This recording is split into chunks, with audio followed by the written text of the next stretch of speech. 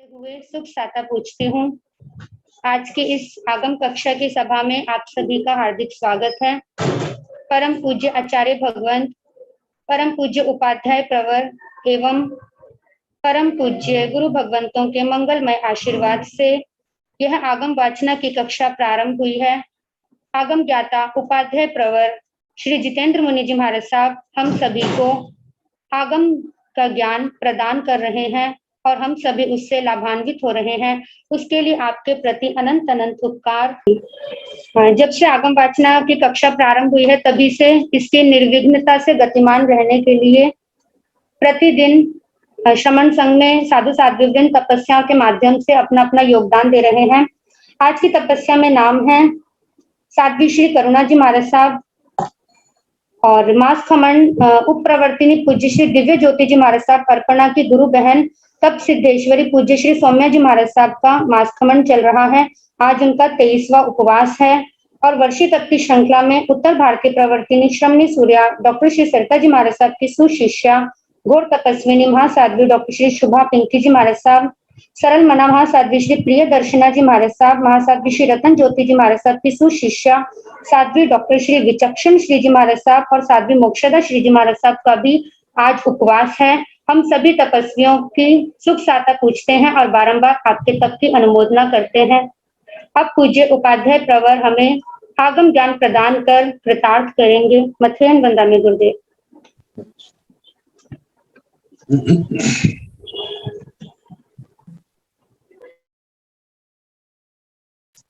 नमो हरिहंताण, नमो सिद्धाण, नमो आर्याण, नमो भूयाण, नमो लोये सुसाहुण, देशो हंसपारु साव सुनो मंगलाण सुन्नेश परमो जिन शासन जिन वाणी सदा जयवंत, श्रमण संग सदा अविचल मंगल हो, मुक्ति को प्राप्त श्रमण भगवान महावीर स्वामी उनकी परम पावन कल्याणी भागवती वाणी वाचक प्रमुख श्री इंद्र भूति गौतम आदि गंधर्व भगवान युग प्रधानाचार्य परम पूज्य श्री सुधर्मा स्वामी जी महाराज उनकी परम पावन पाठ परंपरा वर्तमान आचार्य ज्ञान ज्योति परम पूज्य श्री शिव मुनि जी महाराज एवं गुरुजन सबके पावन कर्म सृजन में मेरा अनंत अनंत वंदना नमस्कार। आगम परिषद में विराजमान वरिष्ठ मुनिराज, अन्य मुनिवृंद, परमादरणीय भगवती स्वरूपा महासाध्वी जी, श्री उत्तराधिक सूत्र की वाचना प्रारंभ है। 10वां अध्ययन ध्रुव उत्पत्रक चल रहा। कल 15 गाथा तक सुनाया गया था। 16वीं गाथा लखुण जी मानु सत्कर्ण आर्यत पुनरामि दुर्लभ बहवे 10वां मिलेखुआ समय गोयम मां कमाया। भगवान प्रमारे है लखुण भी मानु सत्कर्ण, मनुष्य जन्म प्राप्त करने के बाद भी पुनरामि पुनः आर्यतम दुर्लभम आर्यपना पाना और भी दुर्लभ है, ये मुश्किल है। क्यों? बहवे 10वां मिलेखुआ, इस संसार में बहुत सी जातियां, बहुत से लोग ऐसे हैं। दस्यु जाति, दस्यु चोर लुटेरे आदि। मिलेखुआ मलेच्छ, जिनके संस्कार आर्य नहीं है, मतलब अनार्य संस्कारों वाले। आर्य शब्द की व्याख्या करते हुए आचार्यों ने फरमाया है कि जो प्रिय धर्मों से दूर है, ऐसे लोग जो है उन्हें आर्य कहा जाता है। प्रिय का मतलब जो छोड़ने योग्य है, नैतिकता से विरुद्ध है। तो ऐसे धर्मों को जिन्होंने छोड़ दिया है, ऐसी बातों को जिन्होंने छोड़ दिया है, जो दूर है, वे लोग आर्य हैं। संसार जिसको हम कह सकते हैं जो अच्छे लोग हैं, जिनके अंदर दया भावना है, जिनके अंदर ईमानदारी है, जिनके अंदर सदाचार की भावना है, ऐसे लोग क्या है? आर्य। तो जहाँ पर आर्य शब्द की व्याख्या तो बहुत विस्तार से की है। जैसे कहा जाता है, पहले तो दो प्रकार के लोग, एक आर्य है, एक अनार्य है। अनार्य में जो धर्म की बातों से दूर है। आर्यों में भी दो प्रकार के लोग आते हैं, एक रिद्धि को प्राप्त, एक बिना रिद्धि के। रिद्धि को जो प्राप्त है उनमें आता है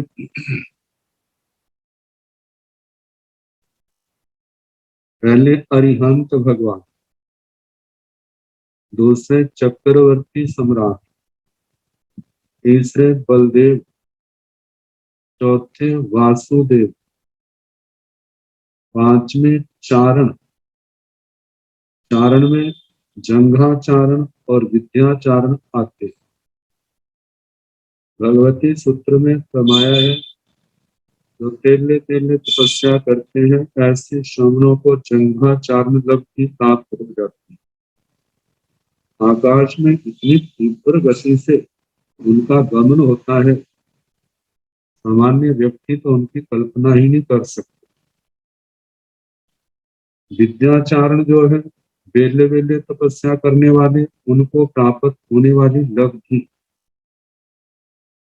और छठे हैं विद्याधर, वेताल्य पर्वतों की श्रेणियों में रहने वाले वे विद्याधर, इनके अनेक प्रकार की अतिशय शक्ति की धारक विद्याएं जिनको सिद्ध है, जिन्होंने सिद्ध की है।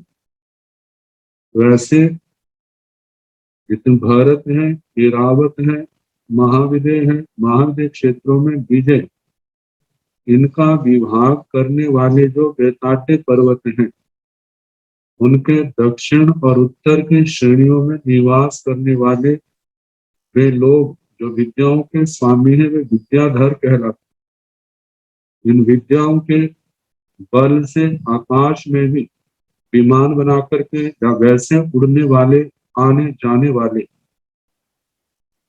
ऐसे विद्याधर ये छह जो हैं, जो रिद्धि को प्राप्त हैं, ऐसे आर्य। और दूसरा बताया है जो रिद्धि को प्राप्त नहीं है, इनके अलग से भेद हैं। जैसे क्षेत्र आर्य, आर्य क्षेत्र प्रज्ञापना सूत्र में जो बताया है 25 देश, वह क्षेत्र की दृष्टि से वो आर्य है। दूसरा बताया है जाति, जाति की दृष्टि से जो आर्य है। आगे कुल की दृष्टि से जो आर्य है, कर्म की दृष्टि से जो आर्य है, शिल्प की दृष्टि से जो आर्य है, भाषा की दृष्टि से जो आर्य है। आर्य भाषा में प्राय करके संस्कृत, प्राकृत आदि भाषाएं ली जाती है। तो प्राचीन जमाने की समय की अपेक्षा से व्यवस्था है आगे। ज्ञान आर्य, दर्शन आर्य, चारित्र आर्य। ये जो है सम्यक ज्ञान, सम्यक दर्शन, सम्यक चारित्र की अपेक्षा से जिनके पास सम्यक ज्ञान है, वे ज्ञान की दृष्टि से आर्य है। जिनके पास सम्यक दर्शन है, दर्शन की दृष्टि से आर्य है। जिनके पास चारित्र है, वे चारित्र की दृष्टि से आर्य है।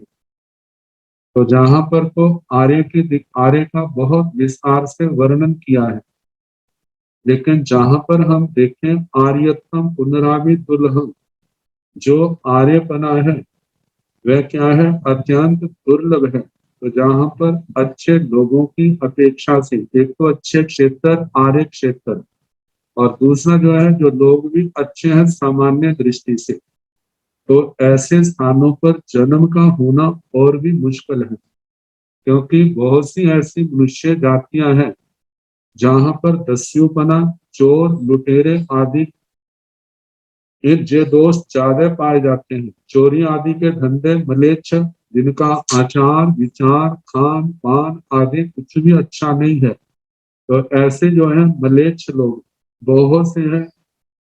यदि ऐसे कर्म अच्छे ना हुए, संस्कार अच्छे ना हुए, अनार्य जातियों में जन्म हो गया, तो वहां पर भी अनार्य वृत्ति, अनार्य आचरण होने के कारण से मनुष्य जन्म का जो लाभ होना चाहिए वह लाभ उनको प्राप्त नहीं होगा। वह गलत कामों के द्वारा इतना श्रेष्ठ जन्म मिला उसको गंवा देंगे, और अनेक प्रकार के पाप कर्म करके भारी कर्म होकर के दुर्गतियों के मेहमान बन जाएंगे। तो उनको मनुष्य जन्म का पाने का क्या फायदा हुआ, क्या लाभ हुआ। तो इसलिए कहा कि हे गौतम, ये सब मिला है आर्य आर्य क्षेत्र में, आर्य के कुलों में जन्म हो गया। कहा ये सब आपको मिला हुआ है, या मतलब दूसरे श्रमण श्रमणियां हैं, उनको भी कहा जा रहा है कि ये चीजें आपको मिली हुई हैं, तो इसलिए इनको पा करके जरा भी संयम तप की आराधना में प्रमाद ना करना। यदि प्रमाद किया तो क्या होगा, उतना ही इस आत्मा को नुकसान होगा, हानि होगी।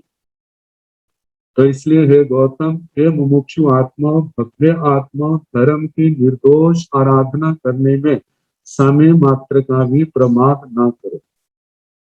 आगे फरमाया है, लक्षुण भी आर्य अत्तरण अहीण पंचिंदियाहो तुल्हा बीग निंदियाहो तीसाई समयं गोयम मा पमाया। लक्षुण भी आर्य अत्तरण, यदि आर्यपन भी इस आत्मा को प्राप्त हो जाए, आर्यपना आर्य क्षेत्र में जन्म लेकर के आर्य कुल की भी प्राप्ति हो गई, ये प्राप्त करने के बाद अहीण पंच इंद्रिया हो दुर्लहा, पांचों इंद्रियों में किसी प्रकार की हीनता का ना होना, मतलब पांचों इंद्रियों का प्राप्त होना, ये और भी क्या है, दुर्लभ है। क्योंकि कितने लोग ऐसे देखते जाते हैं, बिगल इंद्रिया हो, विकलेंद्रिय, विकलेंद्रिय का मतलब जहाँ दो इंद्रिय, तीन इंद्रिय, चार इंद्रिय से मिले ना, जहाँ पर जिनकी रोग आदि के कारण, दुर्घटना आदि के कारण से जिनकी इंद्रियों का घात हुआ है, आंखों से दिखता नहीं है, जबान का दोष है, कानों का दोष है, ऐसा होने के कारण से इस आत्मा के लिए धर्म करना और भी मुश्किल हो जाता है। तो कहा बिगल इंडिया वो दिशाई, दिशाई का मतलब दिखाई देती है। कितने लोगों में जिस समय इंद्रियों की हीनता आ जाती है, मानो उन कानों से सुनना कम हो गया, तो शास्त्रों के वचन सुनने क्या हो जाएंगे, दुर्लभ हो जाएंगे। आंखों से दिखना कम बंद हो गया तो दर्शन आदि हैं वो भी क्या हो जाएंगे, मुश्किल हो जाएंगे। संयम तप की आराधना उसमें प्रायाधीन होगा, अपनी स्वतंत्रता जो धर्म आराधना में है वो छिन जाएगी। तो इसलिए कहा जाता है संयम गोयम मां पमाया। हे गौतम, हे भव्य आत्माओं, संयम की आराधना करने में समय मात्र का, क्षण मात्र का भी प्रमाद ना करो। पता नहीं आने वाले समय में कैसा समय होगा, तो जब तक हमारी इंद्रियां पूर्ण है, बुढ़ापा नहीं आता है, शरीर निरोग है, तब तक हम धर्म आराधना सम्यक प्रकार से कर सकते हैं। तो ऐसा करने में क्षण मात्र का भी, समय मात्र का भी प्रमाद ना करो। आगे कहा है, अहीन पंचिंदियतम पीसे लहे, उत्तम धम्म सुईहु दुर्लहा, को तिथि निसेवाए चणे समयं गोयम मां पमाया। हे गौतम, अहीन पंच इंद्रियतम पीसे लाए, मानो पांचों इंद्रियों की परिपूर्णता हमें प्राप्त है। पांचों इंद्रियां बिल्कुल ठीक काम कर रही हैं, लेकिन जे लहे प्राप्त हो जाए, फिर उसके बाद उत्तम धम्म सुईहु दुल्हा, उत्तम धर्म की श्रुति जो है वह और भी दुर्लभ है। है कुतिथि निसेवाए जाने। इस संसार में लोग जो है ज्यादा करके कुतीर्थियों की, अन्य मतावलंबियों की, जो वीतराग मार्ग से विपरीत है, जिनको इंद्रियों के विषयों के प्रति अनुराग है, उनको प्रधानता देने वाले हैं, नाना प्रकार की सुविधाओं में धर्म बताने वाले हैं, ऐसे लोगों के द्वारा दुनिया क्या है, सेवित है, कुतीर्थियों की सेवा करने वाले लोग हैं। तो ऐसा होने के कारण से उत्तम धर्म का श्रवण तो और भी दुर्लभ हो जाता है। जब संसार के अंदर देखते हैं कि संसार के सुख भोगते हुए भी हमारे को इतना आश्वासन मिल रहा है कि लोग कहते हैं चाहे आप कैसा खाओ पियो आचरण करो, आप हमारी मान्यता करेंगे तो आपका उद्धार होगा, आपकी मुक्ति होगी। जब ऐसा सुलभ धर्म दुनिया में बताया जाएगा तो उस समय जहाँ पर संयम है, तप है, जहाँ पर ये कहा जाता है कि संयम जो है कर्मों के बंधनों को रोकने वाला है, इच्छाओं का त्याग, सुख सुविधाओं को त्यागना, छोड़ना, तपस्या करना, अनेक प्रकार की, नाना प्रकार की उग्र तपस्याएं करना, जहाँ पर अत्यंत कष्ट की अनुभूति होती है। तो कहा कि ऐसे मार्ग का प्राप्त होना, ऐसे श्रवण मिलना और भी क्या है, दुर्लभ है। क्योंकि जिनके जीवन में ऐसा ऐसा तप त्याग होगा, वही लोग तो ऐसे धर्म को सुनाएंगे। जिनके जीवन में ऐसा नहीं है तो ऐसे धर्म को कैसे वो सुना सकेंगे। तो इसलिए कहा जा रहा है कि संसार के अंदर कुतीर्थों के उपासक बहुत हैं। तो ऐसा होने के कारण से जहाँ पर उत्तम धर्म की श्रुति जो है वह और भी दुर्लभ है, क्योंकि संसार के कर्मों के उदय के कारण से, मोह के कारण से सुविधाएं, सुख आत्मा को अच्छे लगते हैं। जो आत्मा अत्यंत जागृत होगी, जो आत्मा हलकर्मी होगी, जिसका क्षोभम प्रबल होगा, ऐसी आत्मा को ही संयम तपमय जीवन जो है वो श्रेष्ठ लगेगा और उस पर बढ़ने का प्रयास करेगा। नहीं तो क्या है, सुख सुविधाओं के बहाव में ही दुनिया के अंदर बहने वाले लोग हैं। तो इसलिए कहा जा रहा है कि जो उत्तम धर्म की श्रुति और भी दुर्लभ है। हे गौतम, हे भव्य साधकों, भव्य आत्माओं, आपको ये सब अवसर मिला है, इसलिए धर्म आराधना में समय मात्र का भी प्रमाद ना करो। लज्जुन भी उत्तमं सोई सदहन पुनराभि तुल्लहा मिचत निसेवाय जने समयं गोयम मां पमायाय। हे गौतम, लज्जुन भी उत्तमं सोई, उत्तम श्रुति को प्राप्त करके भी, जो उत्तम श्रुति इन आगमों के अंदर, इन शास्त्रों के अंदर जो कुछ बताया गया है उसके प्रति श्रद्धा रुचि का होना और भी दुर्लभ है। क्योंकि ये रुचि जो है आत्मा के लिए, आत्मा को कर्मों के क्षय की रुचि पैदा होना, ये सबसे ज्यादा मुश्किल है। क्योंकि ये तभी पैदा होगी जब आत्मा के अंदर क्षोक्षम की प्रधानता होगी।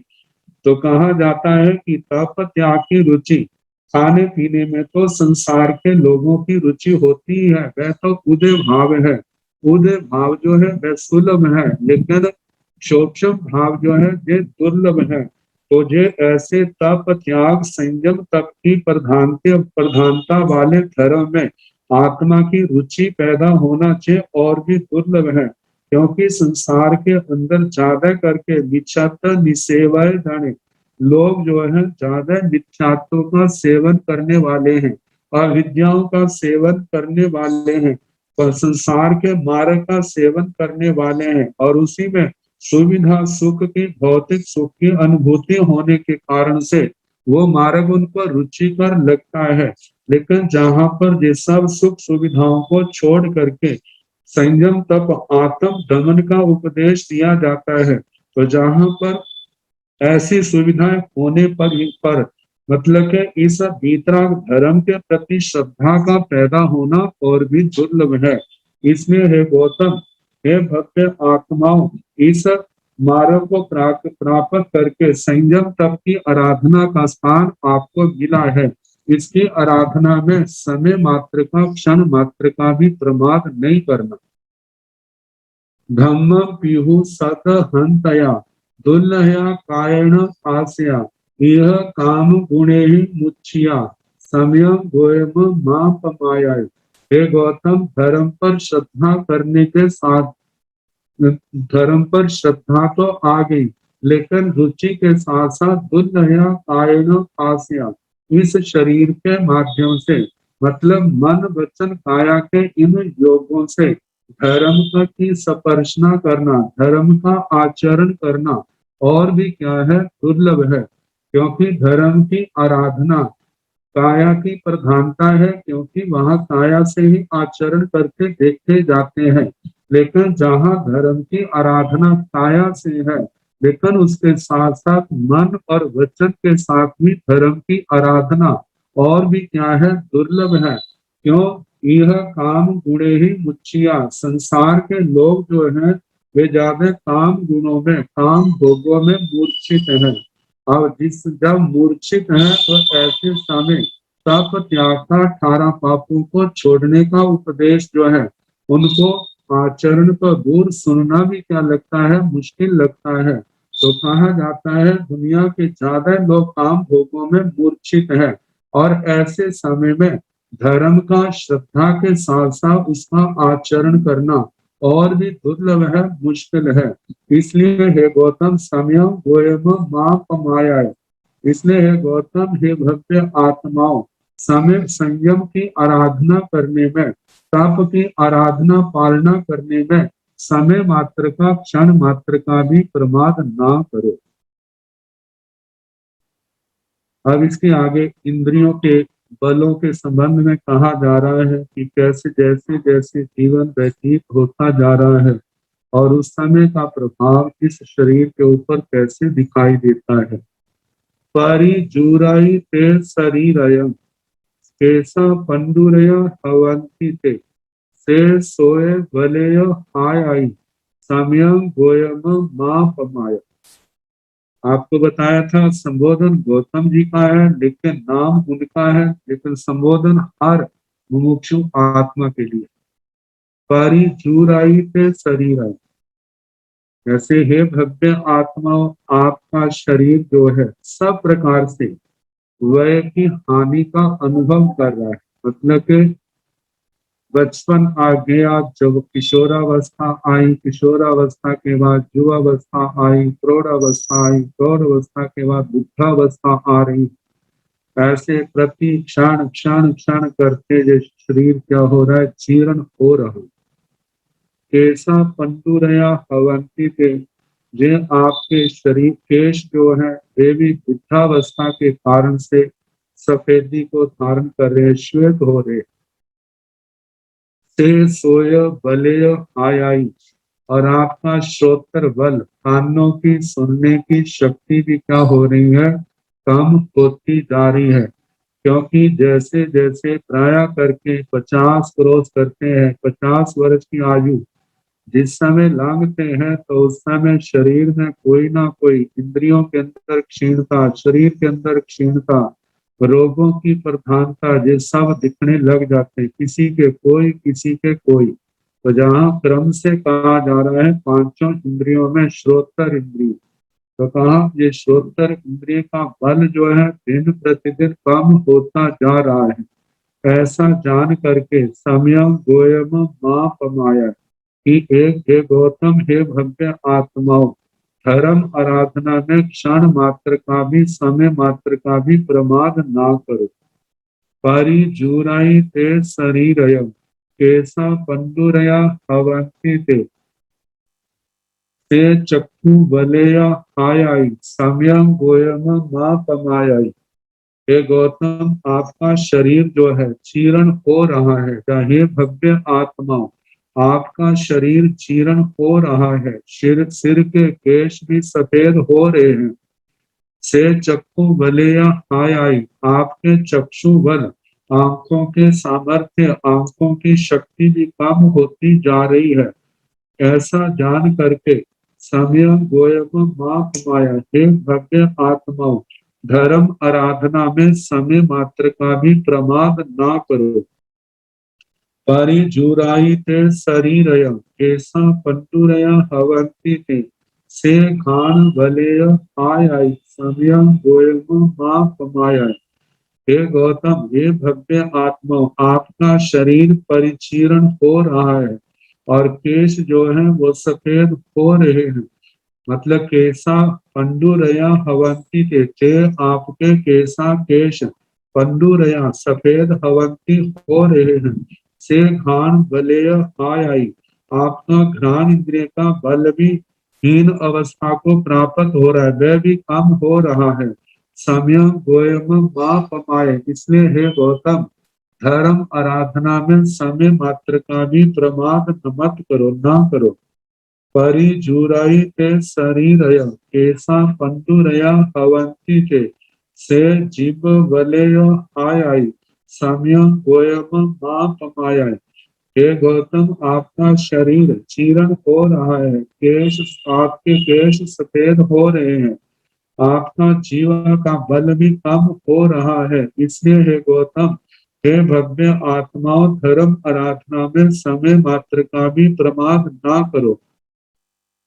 परिजुराई ते शरीरय केसा पंडुरया हवंती ते से भास वलय आय आई समय गोयम मां कमाया। हे गौतम, हे भव्य आत्माओं, आपका शरीर चीर्ण अवस्था को प्राप्त हो रहा है, आपके केश भी सफेद हो रहे हैं, आपका स्पर्श इंद्रिय का बल, ये बल प्राण भी कम होता जा रहा है। इसलिए समय गोयम माप माय। हे गौतम, हे भव्य आत्मा, आप समय मात्र का भी प्रमाद ना करें। परिजुराई से शरीरय केसा पंडुरया हवंती थे से सब बलेय आय समय गोयम मां पमाय। हे गौतम, हे भव्य आत्माओं, आपका शरीर जीर्ण अवस्था को प्राप्त हो रहा है, आपके केश भी पीले सफेद हो रहे हैं। से सब बलेय हाय, आपका जो शरीर का बल, मतलब मन वचन काया हाथ पैर शरीर के समस्त अंगों पांग, इनका बल जो है वो कम होता जा रहा है। समय गोयम मां कमाया। हे गौतम, हे भव्य आत्माओं, ऐसा जान करके समय मात्र का भी प्रमाद ना करो। जहाँ पर गाथाओं में केवल एक एक बात को लेकर के अंतर है, बाकी सब जो है एक समान है। तो जहाँ पर कहा जाता है कि ये शास्त्रकारों की शैली है, और देखा जाए जिस बात को जोर दे करके कहना हो, उस बात के लिए उसको बार बार पूरे प्रसंग के साथ कहा जाता है। ये हमारी इंद्रियों का बल है। कहा जाता है इससे लाभ भी बहुत उठाया जा सकता है, यदि इनका सदुपयोग ना किया जाए तो नुकसान भी सबसे ज्यादा इन्हीं के माध्यम से होता है। जिनकी इंद्रियां बस में नहीं है, उनका जीवन कैसे असंयम प्रधान बनता जाता है, और असंयम में 18 पापों के अंदर ही व्यतीत होता है। जिन्होंने भगवान गुरुओं का उपदेश सुन करके इन इंद्रियों को अपने बस में कर लिया, इन इंद्रियों पर संयम रखने के बाद जो समय व्यर्थ में जाता था, अब वह समय शास्त्र स्वाध्याय में, जप में, तप में, संयम में, सेवा में, इन कार्यों के अंदर जाने के कारण से कितना धर्म लाभ होता है, कितने कर्मों को काटते हैं, कितना संयम तब उनके जीवन में बढ़ जाता है। इसलिए कहा जाता है कि बड़े पुण्य बल से और ज्ञानावरणीय आदि कर्मों के क्षय शोक्षम के कारण से जो आत्मा को इंद्रियों का बल मिला है, शारीरिक बल प्राण आदि जो मिले हैं, तो इनका हम धर्म आराधना के द्वारा इनका सदुपयोग करें, पूरा लाभ उठाएं, तब इस मनुष्य जन्म को धारण करने का लाभ है। यदि इसको विषयों के अंदर, भोगों के अंदर गवा दिया इन शक्तियों को, तो केवल पाप कर्मों के बंध के बोझ के अतिरिक्त और कुछ भी इस आत्मा के पास नहीं होगा। पुण्य खत्म हो जाएगा, पाप का भंडारा बढ़ जाएगा, फिर दुर्गति के अलावा और कोई चारा नहीं होगा। दुर्गतियों में अनंत दुखों को भोगने के लिए जाना पड़ेगा। आत्मा के साथ ऐसी दुर्घटना ना हो, इसलिए समय रहते ही आत्मा को संभल जाना चाहिए। तो कहा भगवान कह रहे हैं कि ऐसा जान करके कि धर्म आराधना में संयम तप का पालन करने में समय मात्र का भी प्रमाद नहीं करना। आगे फरमाया जा रहा है, अरई बंटन सूया आयंका विविहा कुसंति ते बड़ाई धनसाई ते शरीरयम समयम गोयम मां पमाया। हे गौतम, हे भव्य आत्मा, संसार में जितनी मुमुक्षु आत्माएं हैं, धर्म के प्रति रुचि रखने वाली हैं, आत्मा परमात्मा का, धर्म अधर्म का, पुण्य पाप का ये सारा तत्व ज्ञान जिनको है, तो उनको प्रेरणा दी जा रही है कि देखो जैसे समय आने पर कब कौन सा कर्म उदय में किया हुआ कर्म उदय में आ जाए और हमारे जीवन में कितने प्रकार की रुकावटें जीवन बाधाएं पैदा कर दें। ऐसा कभी हो तो यदि हमने पहले धर्म ध्यान अच्छे प्रकार से कर लिया है तो किसी प्रकार का उसको अफसोस दुख नहीं होगा। क्यों? वो सोचेगा मैंने कुछ ना कुछ तो किया है जिसके आधार से पुनः मेरे को इस मार्ग की प्राप्ति हो जाएगी।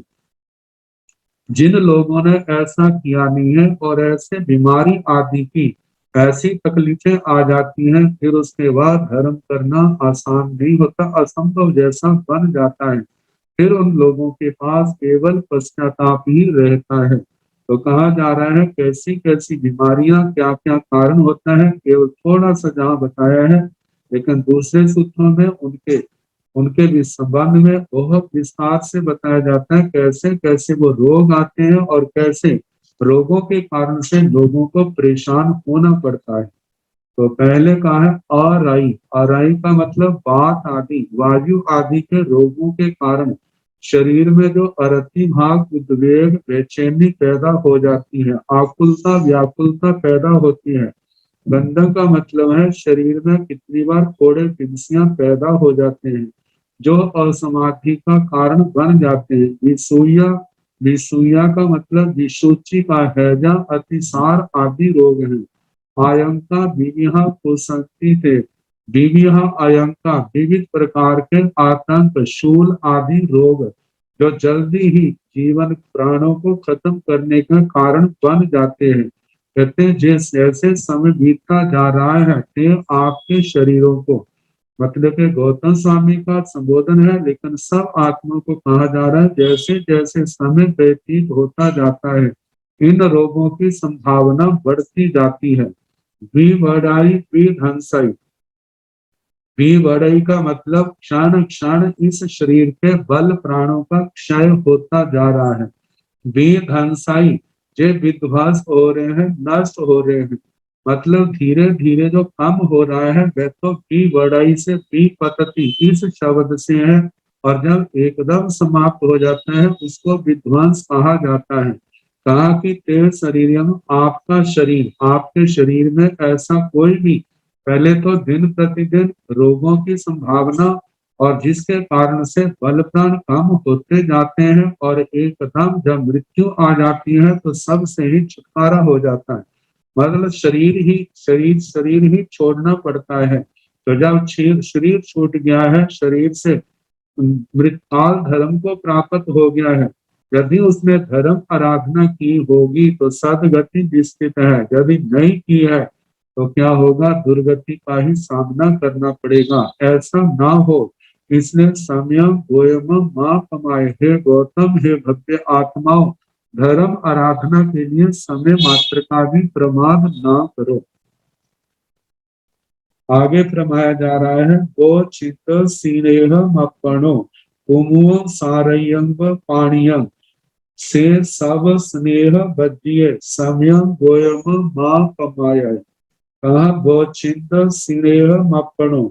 हे भव्य आत्मा, हे गौतम, हे भव्य आत्मा, आत्मा का जो दुनिया के पक्ष में स्नेह है, जहाँ गौतम स्वामी के लिए जो आपका मेरे प्रति, बाकी तो आपने सब कुछ छोड़ दिया है, लेकिन मेरे प्रति जो आपके अंदर अनुराग भाव है, जो जथाख्या चरित्र में बाधक है। जथाख्या चरित्र के बिना आत्मा के केवल ज्ञान नहीं है। तो जब तक ये स्नेह भाव रहेगा आपका मेरे प्रति जो है, जब तो जो रहेगा तो केवल ज्ञान से दूर रहेंगे। तो इसलिए कहा जा रहा है कि इस स्नेह को पोछित, इसका विच्छेद कर दो, इसको दूर कर दो। दृष्टांत दिया है कुमुम सारयुम पानियम, ऐसे रहो जैसे शरद काल में पानी के अंदर जैसे कुमुद रहता है।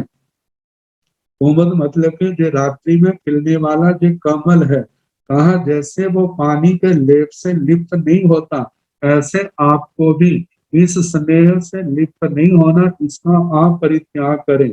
से सब स्नेह बधिये, वह सब प्रकार के स्नेह का त्याग, स्नेह से रहित होकर होने में, मतलब के समयम गोयम मां पमाय, मतलब आप सब प्रकार के स्नेह से वर्जित हो, स्नेह से मुक्त हो। हे गौतम, ऐसा करने में, हे भव्य आत्मा, ऐसा करने में समय मात्र का भी प्रमाद मत करो। आगे प्रमाया है चिच्चाण धनम च भारियम पवयो हिसी अणगारियम माँ वंतम पूर्णो भी आइये समयम गोयम माँ पमाया। तो जहां पर जो बताया है कि चिच्चाण धनम च भारियम, आप चिच्चाण का मतलब त्यक्तवा छोड़ करके, धनम च भारियम धन और भार्या प्राय करके, अत्यंत स्नेह के आसक्ति के जो दो निमित्त है, लेकिन इसके साथ उपलक्षण से बाकी सब संबंधों को ग्रहण कर लेना। इन सब को छोड़ करके पवैयो हिस्से अणगारी, आप अणगार अवस्था में प्रव्रजित हो गए हो, दीक्षित हो गए हो। माँ बनता पूर्णो भी आइए, बनता मतलब भ्रमण किए हुए, त्यागे हुए संसार के धन भार्या आदि या जितने रिश्ते नाते हैं, इनका आपने त्याग कर दिया है। पूर्णो भी पूर्णो भी आइए, आइए मतलब पुनः इनका पुनः इच्छा नहीं करनी, इनकी अभिलाषा नहीं करनी, इनका सेवन नहीं करना। तो गौतम स्वामी जी महाराज के जीवन में ये बातें तो पुनः सेवन करने की नहीं आ नहीं सकती, लेकिन जो दूसरे साधक हैं उन सबके लिए संबोधन है कि आपने इतने त्याग विराग से इस संयम मार्ग में आए हैं, तो इस संयम मार्ग में अपने आप को स्थिर रखना, स्थापित रखना, संयम तप की आराधना करना, पूर्व जन्मों के कर्म के उदय से मानो कभी ऐसा भाव पैदा हो तो उसको रोकना है, उन भावों के अंदर बहना नहीं। इन पदार्थों की, संसार के सुख सुविधाओं की, भोगों की आपको पुनः इनका सेवन नहीं करना, इनकी चाहना नहीं करना। तो समय गोयम माप माया, हे गौतम, ऐसा करने में समय मात्र का भी प्रमाद ना करो। मतलब कि हर समय सावधान रहना, ध्यान रखना कि मानो उदय भाव के कारण से कभी भी विकृतियां पैदा हो तो उन विकृतियों के भाव में बहना नहीं, उस समय संघर्ष करना है, उस समय अपने आप को रोक करके संयम में, तप में, ध्यान में, स्वाध्याय में, इनमें लगाना, ताकि हमारे वो कर्म जो है वो क्षय हो जाए, जिसके कारण से जे मतलब कि जो उदय भाव आया है वो नष्ट हो जाए। आगे प्रमाया अव उज्य मित्त बंधवम वियुलम चेव धनोह संचयम मातम भीय गवे साई समयम गोयम मां पमाय। अव उज्य मतलब, अव उज्य का मतलब छोड़ करके, मित्र बंधव मित्रों को, बंधु लोगों को आपने छोड़ दिया है। वियुलम चेव धनोह संचयम, विपुल धनोह संचय, धन का प्रवाह मतलब कि अत्यंत विपुल धन राशि, उसको भी आपने छोड़ दिया है, छोड़ करके और संयम और तप के मार्ग में है। तो इस मार्ग में आकर के मातम व्यवसाय, उन्हें उन संसार के संबंधों को याद नहीं करना, उनकी चाहना नहीं करना। धन दौलत आदि जो दूसरे सुख सुविधाओं के साधन है, उनको भी याद नहीं करना, उनको पुनः प्राप्त करने की इच्छा नहीं करना। मतलब माता बिया गवेशाय, बिया का मतलब दूसरी बार, तंग का मतलब उनको जिनको छोटा है, गवेशाय गवेषणा करनी, मतलब माँ गवेशाय, इनकी दोबारा गवेषणा नहीं करनी। गवेषणा का मतलब तलाश करना, आसक्ति पूर्ण संबंध की इच्छा करना, ऐसा नहीं करना। जैसे जम्बू स्वामी जी के पूर्व भव का वर्णन आता है। भाई की प्रेरणा से वो दीक्षित तो हो गए, लेकिन मन उनका तैयार नहीं था।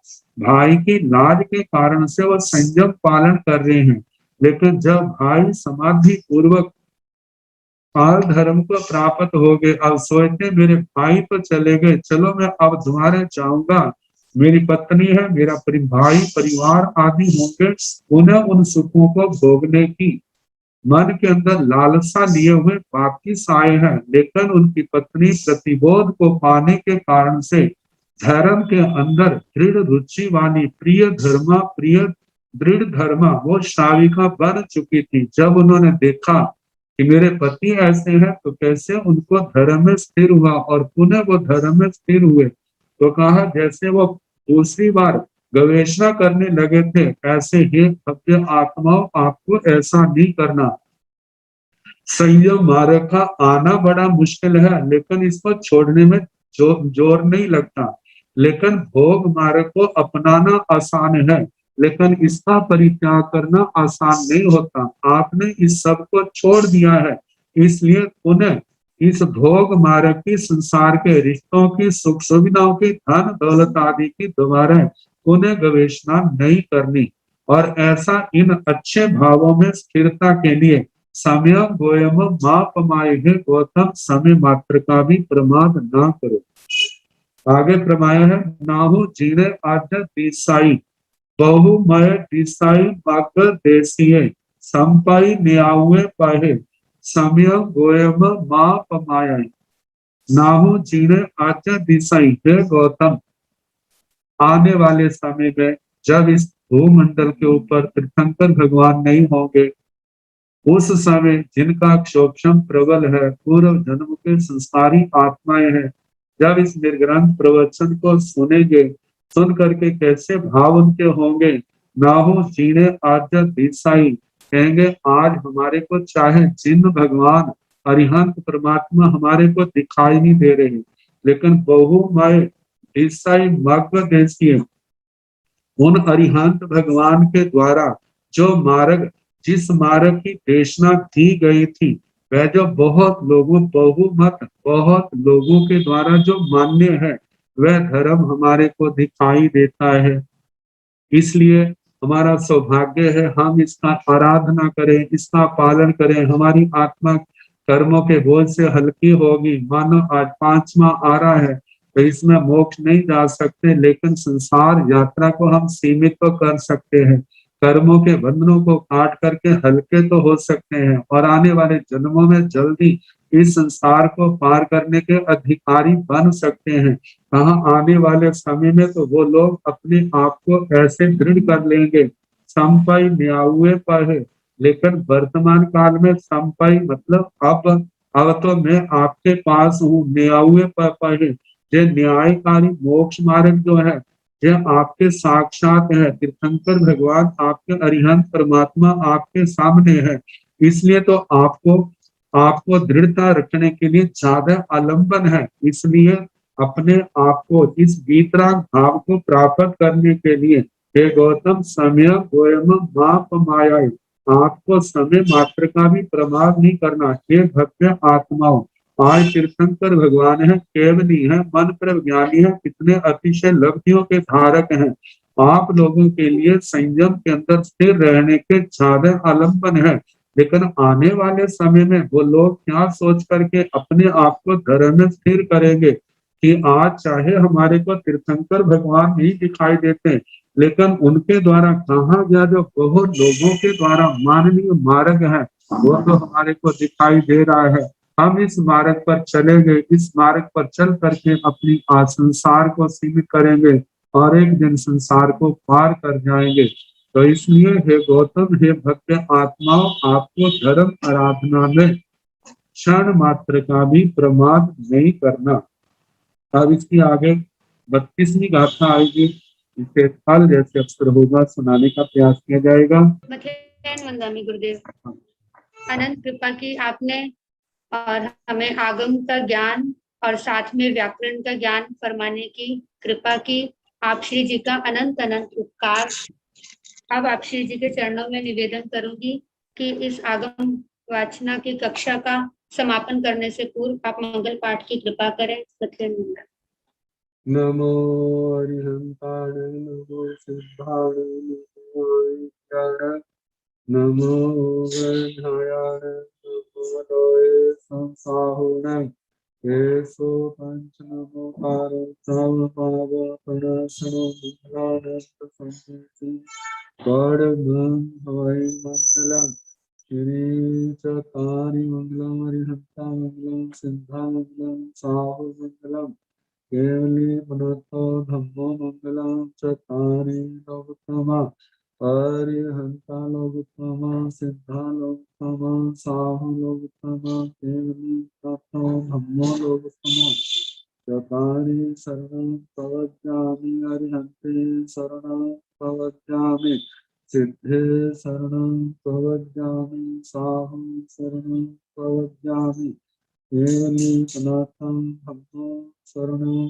प्रवज्जामि चार शरण सुख करण दुख हरण मंगल करने और शरणा नहीं कोई जो